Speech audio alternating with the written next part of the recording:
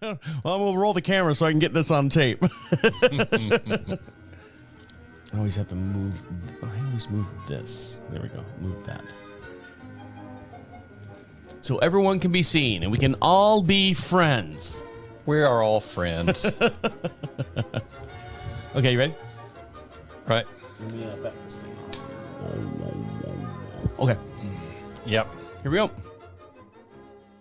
And now for something special. The unit is self-contained with its own saddler, farrier, wheelwright and so on. It's a rigorous training dished out who know all there is to know about horses, and it brings results. We take you behind the scenes now to show just some of the interesting aspects of this training.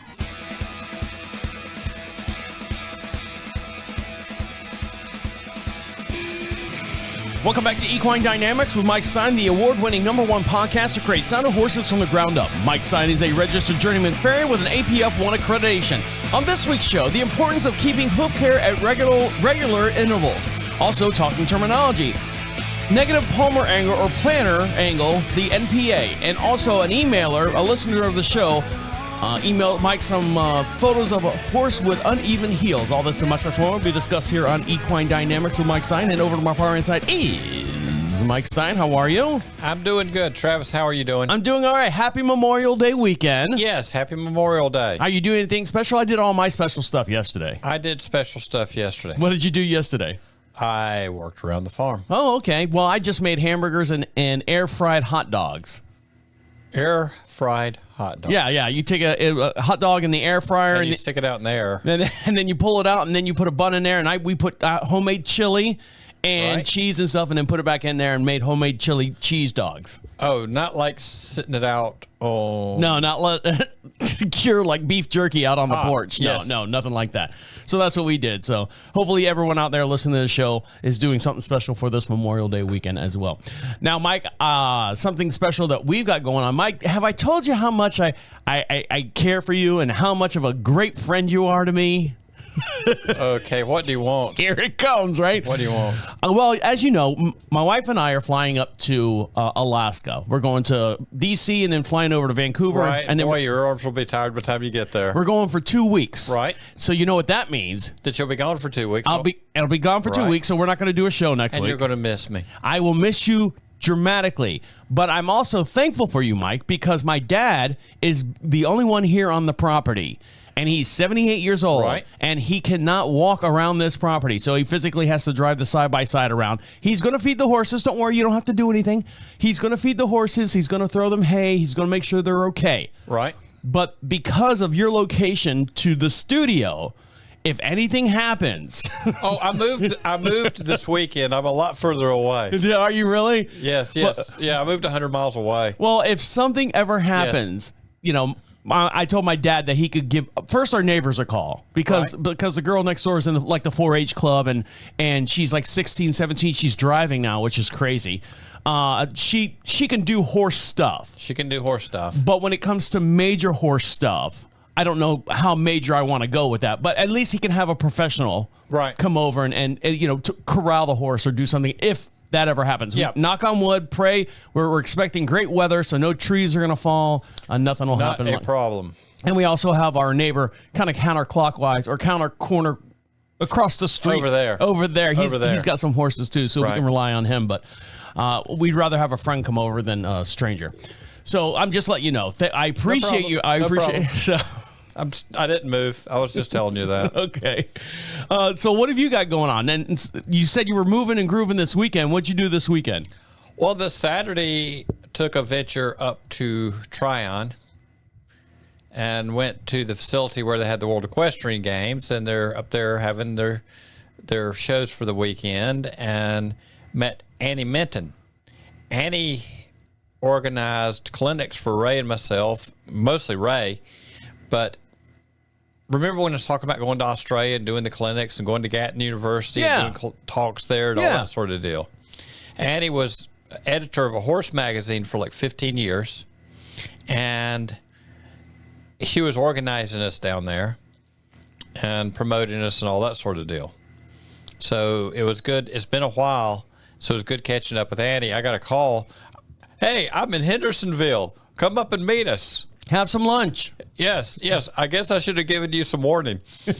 Have some air fried chili dogs. Right. Yes. So we worked it out and went up and met and caught up a bit and all that. So good catching up with old friends. Now, I seen you sent some pictures to me as well for today's show. So, and don't forget, for every podcast we do, we also have a YouTube channel. You can go over to YouTube, search Equine Dynamics Mike Stine, and you can see all the videos of the podcast of me and Mike here in the studio. Hi, we're actually sitting across the table from each other. Right. But the way the camera angles are all set up, it looks, kind of like one of those CNN, Fox, whatever, NBC news reports. Well, we have a studio that's bigger than theirs, so and a lot more techy oriented, equipped as well. Yeah. So make sure you go over there, and because we've got a whole bunch of photos that a listener sent us through the email. If you'd like to email Mike Stine, go to equinedynamics.com. At the top of the page says contact us. That way you can get your pictures into Mike, and we'll discuss them here on the air as well.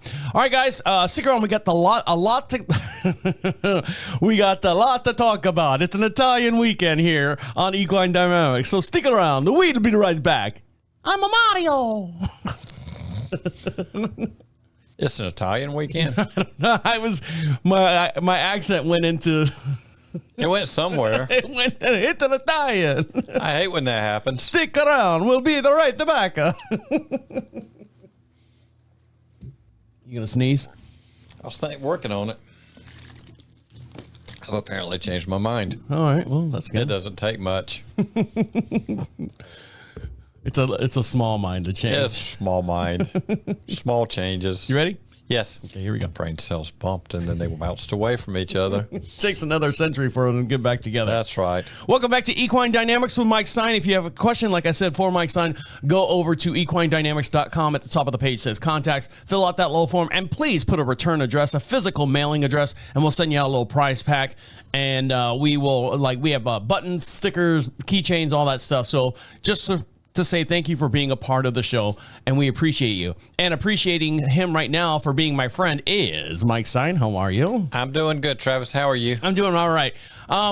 So what are we talking about today? Today we got a lot of stuff going on. We had a guest all lined up, but unfortunately, Christy Forsman is dealing with a huge rainstorm that's working its way through the North Carolina area, and she's a eventing trainer. Right. And in dressage, yes. So we had her lined up for today's show. Unfortunately, she's dealing with a huge rainstorm and trying to get her farm and her establishment over there under control. So we forgive her, but we'll say that. We'll have her on a later episode. So make sure you keep an ear out for that as well. So what are we talking about now? We're talking about the importance of hoof care in regular intervals. Now, when I say regular intervals, we had a discussion a couple of weeks ago that and don't forget, every podcast is brought to you by, this podcast was brought to you by Equine One. Sorry, I had to figure that one out. Yes. Equine One, with their hoof mender putty and natural hoof dressing. And you can see Mike holding this up in the video here. Look like escaped out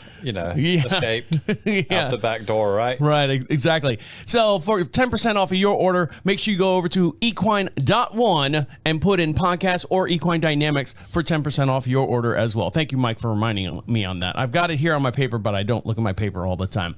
Right. So we're going to talk about the importance of keeping the hoof care on regular intervals. Now, as I started to say... You started to say a lot of stuff. We talked about a couple of weeks ago that... Dominique skipped a rotation. Right. And instead of every 6 weeks, she ended up getting at 10 weeks or something like that. Correct. And you said that, she's probably found a stone out there. She's out there, going to the... filing her nails and getting a pedicure. But for the most part, you said that she was fine. Now, she's not a working horse, but it's still... You said that it's okay for her, just her, based on the healthcare and stuff that you've been doing over the last, 8-10 years right. on her. She's good for now. Has it been that long? I don't know. It's been a while. It's not that long. But it's been at least 5 years. We could go with 8 or 10 years. Yeah. And then I thought it was 2. And then, of course, we have Cayenne out there where we don't want to go too long with her. But for the most part, you're saying a good rule of thumb is anywhere from 4 to 6 weeks or 6 to 8 weeks, depending on... It depends on what's going on with the hoof. Now, early on, doing the Dominique's, yes, that one, we would have wanted to do her quicker, but the foot's very stable, and it's in good shape. and she's wearing it well. The problem is you get people that will wait until after you've got the flares, like we did on the pony, right? Right. You should, to keep it, once you start flaring the foot, you're torquing against the lamina, and you're pulling it away, and you're weakening it, correct? Yes. So if you maintain it before you get the flares, and that's the thing, if you're doing like a therapeutic case, laminitic horses, people say, well, you don't want to grow a foot. You do want enough mass on the foot, because you can talk about perfect balance. If you got no mass, you got a problem. Sometimes you just need enough mass. But as far as grooming the foot, maintaining the foot, you want to do it before it looks like you need to do it. So according to Wikipedia, this is the time of year, spring in our area. Right. Hooves typically have a faster growing rate. Even 1 week delay in trimming the horse shoeing schedule can make a big difference in the amount of tendon and ligament pressure on the horse is experiencing. With sport horses, this can make a difference in their performance for any horse. Even those who are ridden, infrequent hoof care can lead to issues such as negative PA. Now, what's PA? Palmar angle. Palmar angle. Okay. We'll talk about that one, yes. But, the horses that are headed for serious competition that I'm working on, some of them I'm doing it for a week. Some people say, well, my God, that's too much. But there's a certain time window where that horse will be at optimum performance. And, it's not necessarily the first day of it, and it's not the last day of it, but you got a couple weeks in there where they're at prime performance. And even still, like, for example, Diego, our show horse. Right. If you're doing it every 6 weeks, it might take a week and a half for him. If you do something drastic, a drastic change, he might be sore for a little bit. Right. So if you're doing it more frequently, it'd be less time, instead of jumping from point A to point C, you're now going from point A point 1, A point 2 to B, then B point 1. Right. Well, if I'm going to make, it's like horses that I know coming up that I need to make some adjustments on. Sometimes we maintain during competitions, and we don't really push big changes. You're always chasing something. There's always changes constantly. But if they get a letdown period and we know we need to change something mechanically, we need to do it during that letdown period. There's a lot of places, well, we're not showing them now, so we just don't do anything. But that's the time period where we can make changes without, affecting them so much. Like when I was working the FEI events, horse comes in, I got to take a look at what's going on there. And there's a weird learning curve with some of this, but you got a horse that's come out of Europe, different farriers, different techniques from different parts of the world. I got to take a look and figure out how he or she or whoever the farrier was did what they did, because I need to reproduce what they did on a horse I've never seen before, and I need to figure it out real quick as far as what they're doing. So you do some checking out, go back, do that, because that horse has to go from that patch up at the shoeing shop straight into competition, and he needs to be operating right where he's used to. Tendons and ligaments adjusted to that, and that's where he's been working. So if I do something, I'm going to fix this and make some change in my vision of fixing it, that's not where I need to be that day.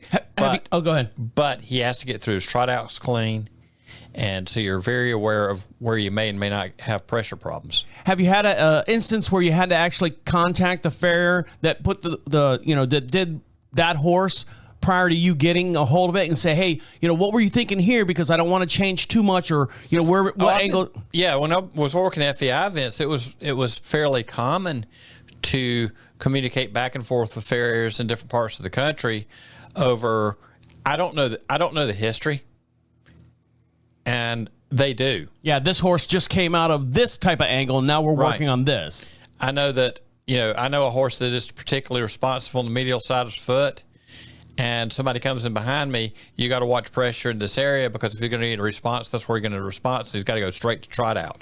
And this is no different, from, I'm kind of stretching this out here, but, it's no different than, one farrier taking over where another farrier left off just because of whatever time restraints or traveling ability. As far as like a doctor, my primary care would go, okay, what did your last doctor say? And he would talk to that doctor, if I've got any kind of ailments or treatments that he wants to continue to do. type deal. I mean, I know it's a far stretch in between, Right. but it's like if I got a horse heading down for some of the winter shows, it's going to stay down in Florida for a while. This a regular, and if somebody's got 2 or 3 horses down there, from them to get me into Florida and back home quickly with airfare and stuff, that's not real reasonable. Or get the horses up here, because I get such a busy winter schedule here that there's no I'm going to take off to Florida or anything like that. But so let's call the farrier James, which a friend of mine down there is James. Okay. So no relation. if you're going to No, James is not related to James. But okay, just for the sake of argument, you're going to be down in the Wellington area. You're going to be working the showgrounds there. You're going to be jumping down there. James Gilchrist is down there. So, and I've got all the faith in the world in him. And we've got some similar backgrounds as far as history, as far as who we worked with and trained and all that. So, see if you call James up. Give him a heads up saying, have hey. James take a look at your horse. Yeah. James will holler at me if he's got anything about where I was thinking. And, he's somebody, and James is not the only one. Like Dave Farley. Dave's down there. But there are some people that are brand loyal. Like there's people that love the Mike Stine brand, right, and will take you with them. I'm speaking out of turn, but no, it's been a while. But I've got a flight bag for tools, and my tools have flown a number of times. But it's kind of hard. You need some equipment set up on the other end. I mean, you're going from here to. Your mobile detailing place. Detailing. I've been to Colorado, I've been to Arizona a number of times. I've been, up a lot in the Midwest, but I've been different places in the country, and I've flown a bag with me. Now, when talk about, sporting horses, and the intervals are, anywhere from 4 to 5 to 6 weeks long. Now, let's talk about people who have horses like Dominique and people who have horses like Cayenne, where they're not really, they're just lawn ornaments. What is the traditional time span as far as the intervals, as far as this time of year for those horses? Now, we explained our horses, what's good for us might not be good for someone else. What kind of structure does your horse's hoof have? And here's another thing that gets a little crazy with that. People say, my horse has no sole depth, so I want it to grow forever, which sort of makes sense until the foot starts splaying out. You start getting flares and all that kind of stuff. You can actually lose sole depth by going a long time. And, some of these foundered horses in particular, if the foot starts splaying out all over the place, what's internal can drop. So you need to do it before that. People, I want to wait until it's got a lot of foot on it. Well, the problem is the depth of the foot. Are we building depth? Or are we losing depth? Is this a perfect foot? There's not one. Dominique structurally has a very solid foot. Laminar connections are very strong. At the interval that we had, yes, there was a little length on the foot, but there was absolutely no flares anywhere. Meanwhile, on Cayenne, we had some pretty good flares running out to the front. Should we have not done Cayenne quicker? Yes, we should have, because at the point that starts flaring, then you're putting stretch against the lamina. And then also, by the time that flares out forward, if you're looking at your sulcorium, then you're putting no more torque against that flexor tendon, and you're cranking that coffin bone down into the sulcorium harder, which you got to have blood under the coffin bone for the sole to grow. And then you got those people that have the lawn ornaments that only do it twice a year. Daylight savings time, change the battery in your smoke alarms, trim the horse's feet, twice a year. Right. As long as they brood, let's say it's got to be broodmare sound, as long as it can make it to the water trough. Doesn't have to be pretty. They just have to get there. Yeah, exactly. All right, guys, stick around. When we come back, talking terminology, we're going to talk about the NPA and what that actually stands for and what it means. So stick around. You're listening to Equine Dynamics with Mike Stine. He'll be right back. National Police Association. Yes, exactly. Like the TSA, Toilet Safety Administration. Right. You ready? Right. Okay.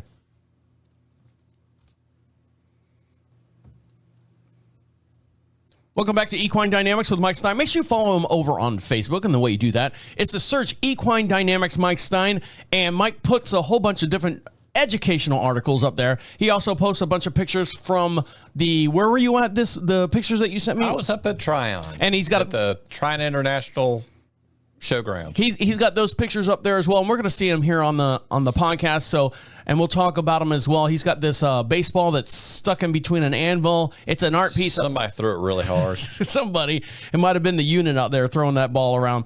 So make sure you go over to Facebook. You can see all those pictures as well, or you can listen to us talk about them here on the program and follow us over on YouTube, Equine Dynamics, Mike Stine. And over to my far right hand side, my very own unit is Mike Stine. How are you? I'm doing good, Travis. How are you? I'm doing all right. Now, talking terminology. This is the section of the program where we bring up words and discuss what the actual meanings are. You might hear them in your barn. You might hear them your doctor saying, your veterinarian saying. You might hear your farrier saying, or the trainer, or just people in passing. And you're like, I always wonder what that means, but no one really tells me, or I don't understand. So we're going to talking terminology this week. We're talking negative palmar or plantar angle, or what they also refer to as NPA. Mike, what are we talking about when we talk about the NPA? The NPA, think about your palm. This is something we've gone over before. All right, I'm holding my hand up here on the video. Okay. Palmar angle would be front feet, plantar would be hind end, but typically it's just palmar angle is referred to. Okay. And we do need to take a harder look at hind ends than it happens a lot. But flat to the ground would be a zero plane. Zero.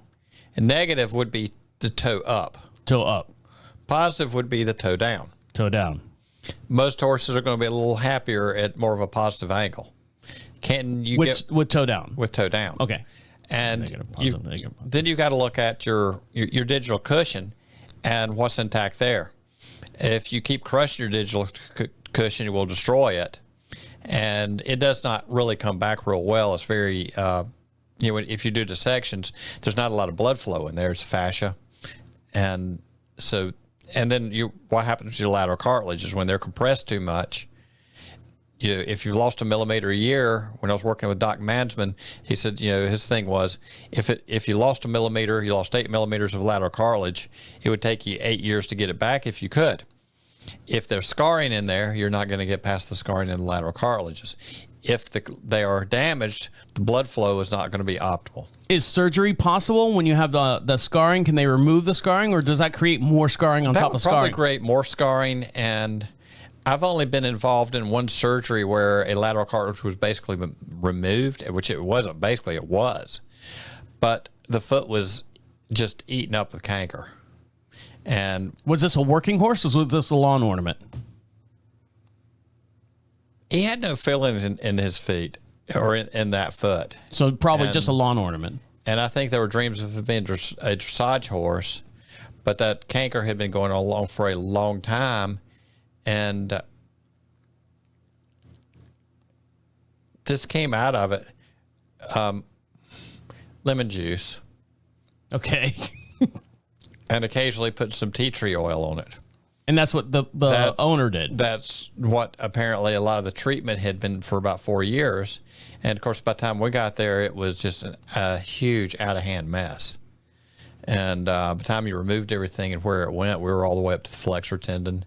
And it was just engulfed in one lateral cartilage on one side. So, if you've got that kind of thing, it's got to be removed. We always talk about, at one time, anytime we had a guest on the show, it was back in the early days, the wagon wheel days and, right. and all that stuff, the 1800s, and people took care of the horses for them. They went out there and, did the soles and did all that stuff. And then we had the discussion that, everything was not being passed down to like their apprentice or anything like that. So we had to, and I think you said it, we had to relearn how to work with horses. Right. And so, but when you talk about people doing like the tea tree oil and lemon juice, some of those people are still stuck in those early stages. Well, I'm not going to say at the proper time, and it might work. Okay. But when you got something that advanced, sometimes you need to go a little further. And get some of those old school remedies have done us well. Don't get me wrong. Right. It's just it's like I tell people with canker. Sometimes if you just treat it topically, you will drive it in deeper. Now, can any of these products from Equine One help with the canker or anything like that? It certainly is not going to hurt. Okay. Early on, it will probably help. So do it soon rather than later.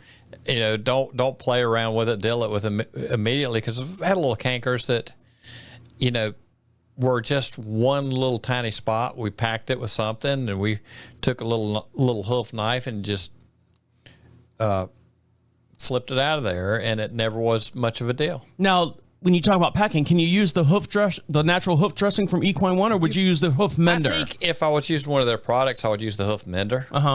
If I was using it on that. We've used a lot of different things. In that situation, you need to get your vet involved.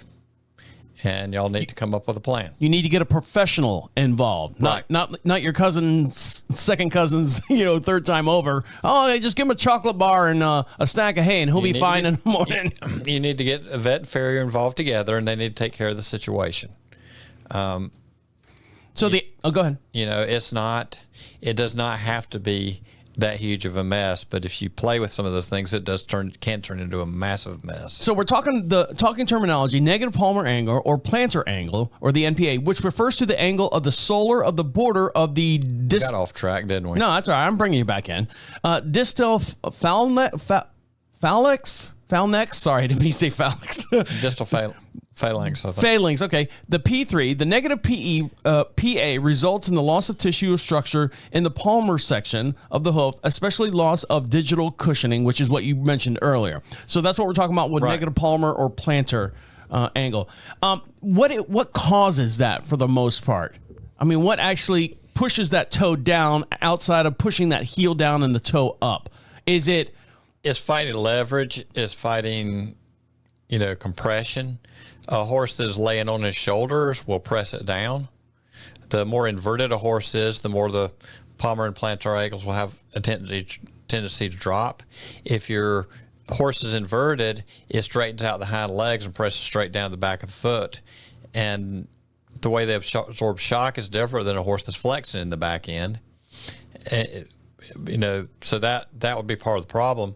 And people have no idea how much a bad fitting saddle can affect that. Because if you can't get the shoulders open up and move, guess what? They're trying to compress the foot. And, on your lighter breeds versus your heavier breeds, that's a little bit of a different deal. And you also have to look at that joint alignment of your coffin joint. You were talking about the saddle. It's like trying to do jumping jacks with a backpack on you that's pulled so tight that you can't lift your arms up. Right, exactly. And, if you got your backpacks biting you in the back and you're trying to hike, you're not going to last for a long time. Not on that trip. I'm not going anywhere with a biting backpack. All right, guys, stick around. When we come back, now's a great chance. If you're not doing it now, you should do it right now. Go over to YouTube and search Equine Dynamics Mike Stine, because we're going to talk about all these different photos that a listener sent us about a horse with uneven heels. He's a farrier. He wanted Mike's opinion on this, and also the pictures of the Tryon event that Mike went to this past weekend. We'll do that as well. So stick around. You're listening to Equine Dynamics with Mike Stine. He'll be right back. I'm going to have to rely on you to make sure I remember to do that. Okay, do you want to do it again? I'll do it right now. God damn it, I'll do it right now. You ready? Yes. Welcome back to Equine Dynamics with Mike Stine, brought to you by Equine 1. Natural hoof dressing and also hoof mender putty. Get yours right now. Go to equine.1 and get 10% off of your order. You can see Mike Stine holding this up on the video here. Get yours with Equine. When you go to equine.1, check out right now, 10% off. Put podcast or Equine Dynamics in the checkout line. Both of them will get you 10% off. So do that right now. And over to my far hand side, looking very dapper, we're holding up those items there. Johnny is our very crazy person, Mike Stine. How are you? How are you? How are you? I'm doing well. Yes, I'm good. I'm good. You forgot the answer to the question. I got lost. All right, so I'm going to switch over to camera 6 here. Whoops, that's going to show you what I don't want you to see. And let's go to these pictures that we got going on here. So what are we looking at here, Mike? Do you want to talk about the event, or do you want to talk about the uneven hoof? We can run through this real quick. Okay. What's that? That was an event. That was Mike on the toilet. All right, so And that's how I look like without makeup on. so what are we looking at here? God, look at how high these jumps are. Oh, they go up higher than that. Well, I wish Christy was able to join us, because I was reading her bio and she said that she's been jumping like 3.1 meters and 3.9 meters. I believe that. Right. I might be totally off on that. It might be feet. I totally read it wrong. It's meters. Is it meters? Oh, well, there you go. And this horse right here is almost straight up in the air jumping. Yeah, but if you look at those and you look at the standards, they're not at the top. No. It's a solid jump. Don't get me wrong. So what level of riding is this that we're looking at here? And explain again, where is this at? This is some junior jumpers that are at Tryon when I was meeting up with Annie. And did a walk around, looked at the barns, made it back to the blacksmith shop and met with Tyler Raymer back there. What are these? Is this like the watering hole for the horses? This is a shaded area that they can be under. The sun was out pretty good. There's a little bit of a warm up before they go in the back of the arena. Now, with all these horses, they're just kind of clustered here, like if they're just hanging out, like talking and. Looks like a rental line, right? Yeah. You go rent one, go right around. Would you be afraid of horses of this caliber standing this close to each other and kicking and calling dominance, and who's the alpha and who's the beta? I mean, Well, I would be scared. If you've got one that might be a problem, you don't go in there and put it in the crowd, right? Yeah, but wouldn't they? Here's my example. Wouldn't they pick up bad habits by being in an area like this that's uncontrolled? It's just kind of a gathering. I mean, there's probably, 10 horses underneath this shaded area? It's a little different. You've got people in there around the horses, handling the horses and talking to the horses. There's some people feet stuck out the bottom there. Oh, yeah. I see right? them there. And there's somebody there, somebody up under, Little doggy right there, too. Little doggy. Doggies keeping an eye on things. Yeah. It's not like you and me hanging out together. Every time I hang out with you, I pick up bad habits. I know. Like you're just, I know your wife yells at me all the time. Why do you teach Mike that stuff? I said, look, I put it out there. If he absorbs it, great. Right. Now, speaking of absorbing, this picture right here is an anvil. Now, there's a thing behind this anvil. The type of anvil, and I'll dive into that here in just one sec. If you're watching this over on the YouTube video, this anvil is snapped in half, and it looks like there's somebody throw a baseball at it. And there's really a hard baseball sitting right in the middle of this split. Now, Mike, when I brought this picture up, you're like going, oh, that's a Middle Western Viking, whatever type anvil. And I said, it's a double horn anvil. It's got a round horn that, as we're facing, it would be to the left, and on the right side, it has a horn on it that would be flat on top. Now, how come if you're a farrier, why wouldn't you have this type of anvil, and why do we have the anvils that we have compared to this one here? Well, there's a lot of different types of anvils out there. Like the old classic, shop anvil that we use here would be a little closer to the English. This would probably be more Northern European, I would think. And but aren't we still shoeing the same horses? Aren't we still doing the same? No, the horses that are in Northern Europe, you don't shoe while you're here. They're still in Northern Europe. Okay. Right? Right. But a farrier's anvil is yet again different, just as a true bladesmith's anvil. And, depending on what you're doing, there's some differences in designs.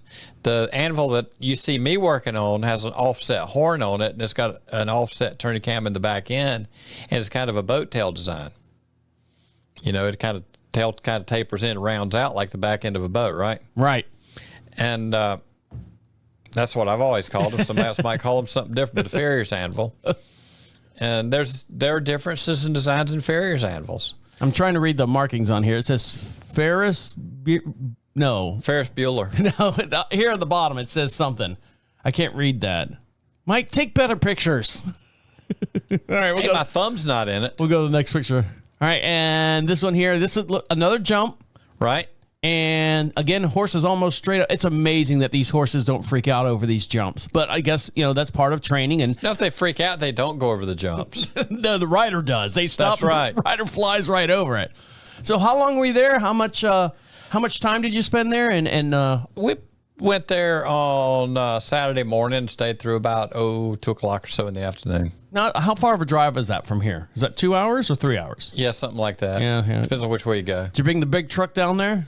No, did not take the big truck. All right, so now... Not any of the big trucks. My big trucks have been there. I've seen the pictures of them. Now, we had a listener, a farrier, who actually reached out to Mike Stine. You can reach out to Mike Stine as well over at equinedynamics.com. And he sent a bunch of pictures on a horse that he was working at that had uneven heels. And I'm going to switch to camera 6 so we can see this and Mike can discuss this. Now, I'm looking at this heel right now. That looks like 2 heels have been grafted together into one. They're crushing.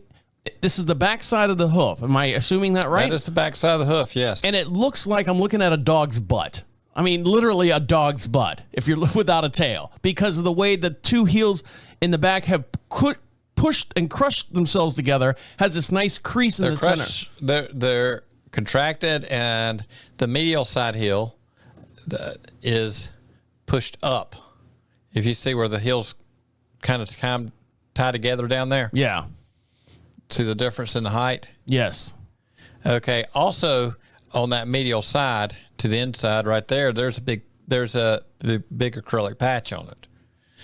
And I don't know, he's been called in on this horse apparently. And looks like they got a leather pad under it. I don't know if this horse has been lame or not lame or what's going on. But the mechanical forces are still pretty much there, right? Now, it looks like the horse had a damage, like it might have broken. Like when you see someone break their arm and it just doesn't heal back right. There's always that little bit of irregularity to it. I don't think this is a broken arm. No, but it looks like something was broken and it just healed back naturally this way. And it looks, the horse is dealing with it or trying to deal with it. The horse is trying to deal with it. They all try to deal with it. And they have no choice, actually. So then the question is,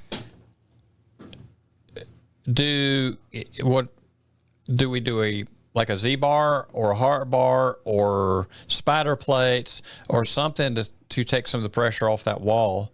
And if you look at the side view right there, see what the coronary band's doing? Yep. That heel's kind of pulled up under the horse pretty hard, and then it's just not a good clean line down the coronary band back to the heel. Now, outside of these pictures, did he send any other information? Like, I've been dealing with this horse, or this is what happened? No, this was it, and we had a little quick discussion on where to go with it. And as far as I know, he has inherited this case.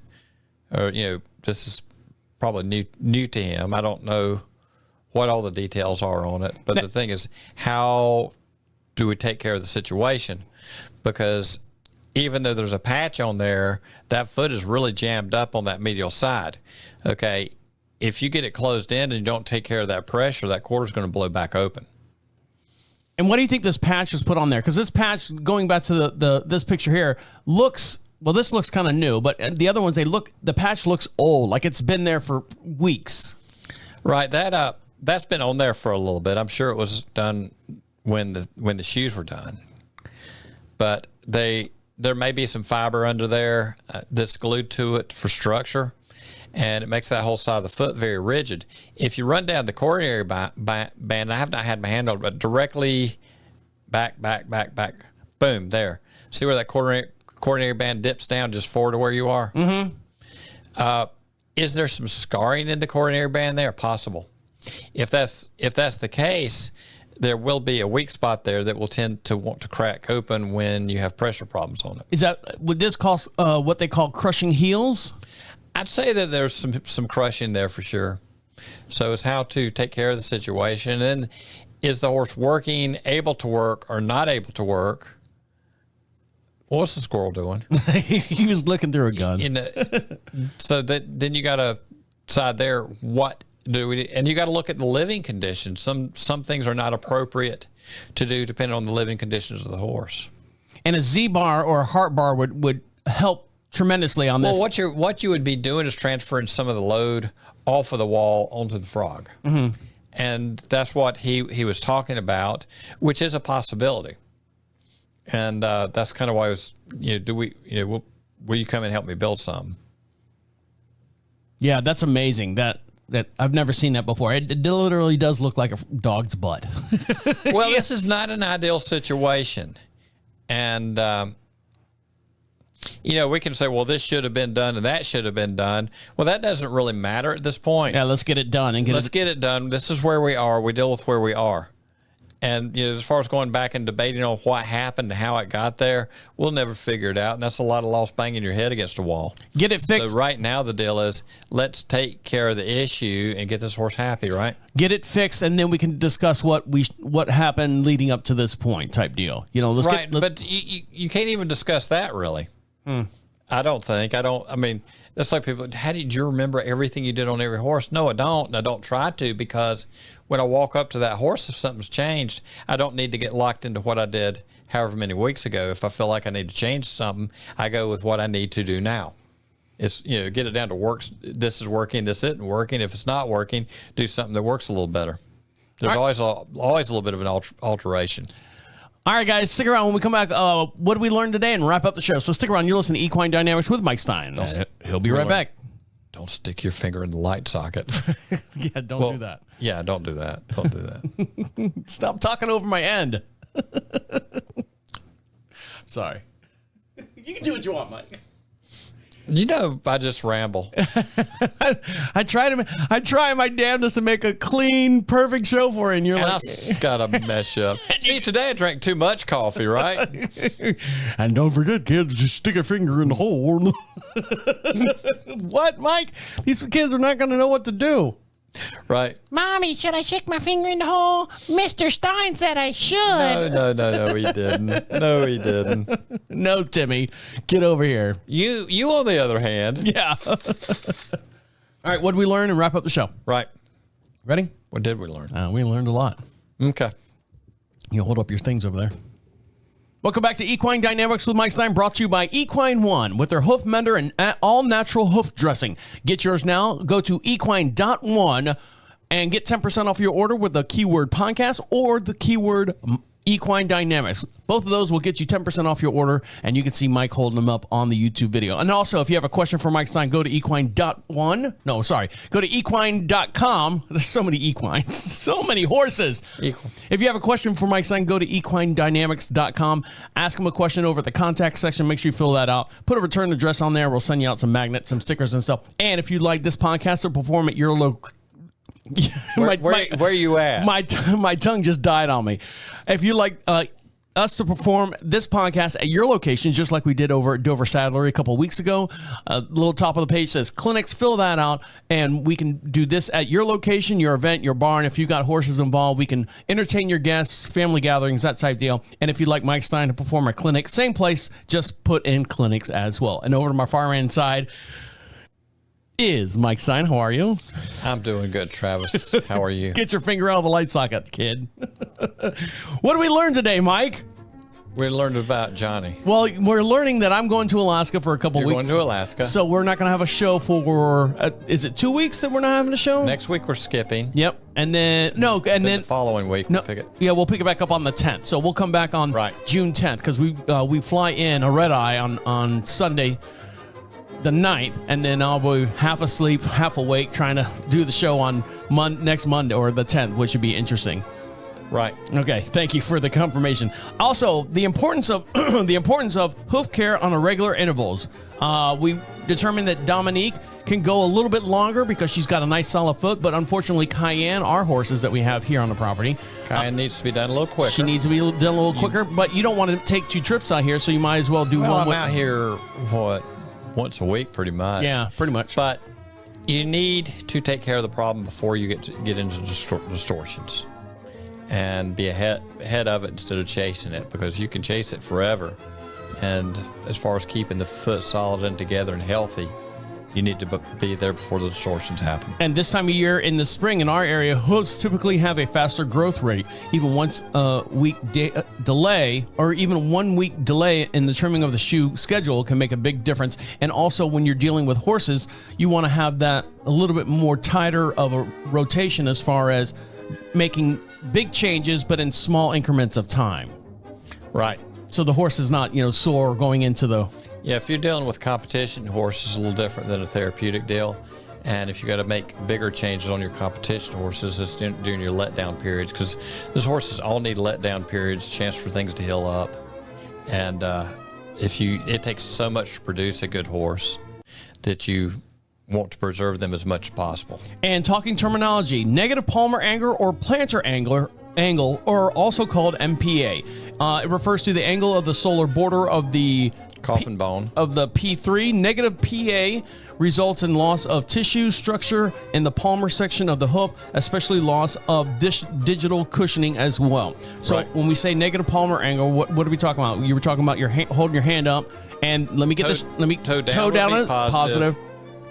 Flat would be zero plane, and then the heel down would be negative. Okay, so like a plane taking off, that would be negative, and a plane going down the land, that would be positive. Right. Let's hopefully mine will do both of those. Hope you have a positive landing. I hope I do too. We're flying one of those. If you have a negative landing, that's not good. We're flying, I think two of the 4 flights that we're on is going to be one of those Boeing 737 MAX 8s, the ones that are having all the problems. So I'm like, Well, I'm not worried about it. I'm not going to be on it. I know, but I am.